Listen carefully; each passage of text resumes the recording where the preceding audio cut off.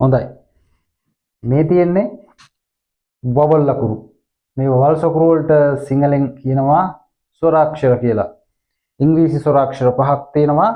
ස්වරාක්ෂර පළවෙනි එක A කියන එකට සමානයි මෙන්න මේ සිංහල උච්චාරණ අකුරු අ ඈ ඒ ඔ ඊ අකුර දෙවෙනි එක ඊ අකුරට ඊ ඒ ආ තුන්වෙනි එක අයි අකුර ඊ අයි ආ හතරවෙනි එක ඕ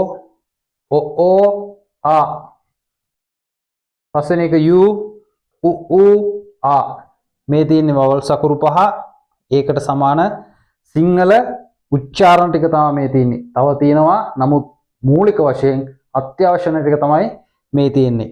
එතකොට මේ කවුන්ටබල් නවුන් එකක් ඉස්සරහට දානකොට අපි බලන්න ඕන ඉස්සල්ලාම මේ වවල් අකුරු වලින්ද පටන් අරන් තියෙන්නේ කියලා. මේ අකුරු මේ උදාහරණ ටික බලන්න මේ එකක්වත් පටන් අරන් තියෙන්නේ මේ වවල් අකුරු වලින් නෙමෙයි. ඒ වගේම මේ එකකවත් පටන් ගන්නකොට අපි කතා කරන උච්චාරණය අපි ශබ්ද කරන උච්චාරණය මේ එක අකුරකටවත් සමාන වෙන්නේ නැහැ. ඕම් බලන්නකො මේ බුක් බුයන්නෙන් පටන් ගන්නෙ. මේ එක තැනකවත් බුයන්නක් නැහැ. මේ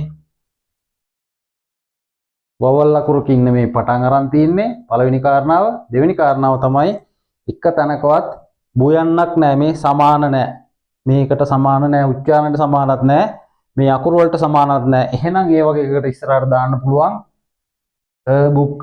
අනිත් එකත් එහෙමයි. ටී කියන එකත් එහෙමයි.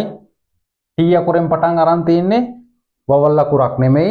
එතකොට මේ ට්‍රී කියන උච්චාරණය මේ කොතනකවත් නැහැ. මේ කොතනකවත් නැහැ. එහෙනම් ඒක ඉස්සරහටත් දාන්න පුළුවන්. තුන්වෙනි එක ගර්ල් කියන එක පටන් අරන් තින්නේ G අකුරෙන් වවල් අකුරක් නෙමෙයි. ඒ වගේම මේ වවල් එක උච්චාරණයකටවත් මේ ග කියන උච්චාරණය සමාන වෙන්නේ නැහැ. මේ කොතනකවත් නැහැ ග කියලා එකක්. එහෙනම් ඒක ඉස්සරහටත් දාන්න පුළුවන් ගර්ල් ඩොග් කියන එක පටන් අරන් තින්නේ D අකුරෙන් වවල් අකුරක් නෙමෙයි. ඒ වගේම මේ ඩෝ කියන එක කිසිම උච්චාරණයකට සමාන වෙන්නේ නැහැ. මේ කොතනවත් නැහැ මේ. එහෙනම් ඒක ඉස්සරහටත් ඩොග් කියලා දාන්න පුළුවන්.